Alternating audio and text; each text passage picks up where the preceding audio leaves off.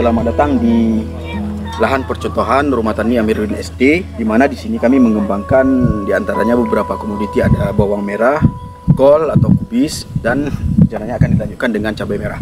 Nah, kali ini kita akan fokus kepada tanaman kubis atau kol ya.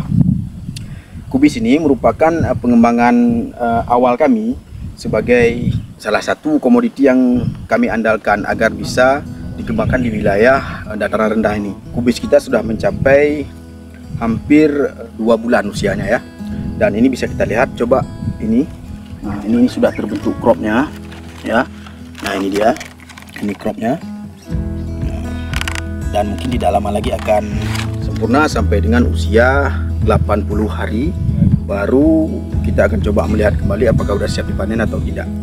Nah, mungkin untuk perlakuannya di sini kita tetap dengan prinsip awal, dengan komitmen awal. Proteksi ini juga dengan menggunakan Syngenta Indonesia, dan pemupukan baik itu kocor maupun spray kita gunakan dari PT Merauke Tetap Jaya. Tetapi di sini juga kita coba kombinasi dengan beberapa zat perangsang ya. Tujuannya adalah untuk merespon pertumbuhan kubis ini bisa terus optimal di lingkungan kita, khususnya di Aceh Barat. Mungkin itu saja kira-kira penyampaian saya. Sekian, terima kasih. Assalamualaikum warahmatullahi wabarakatuh.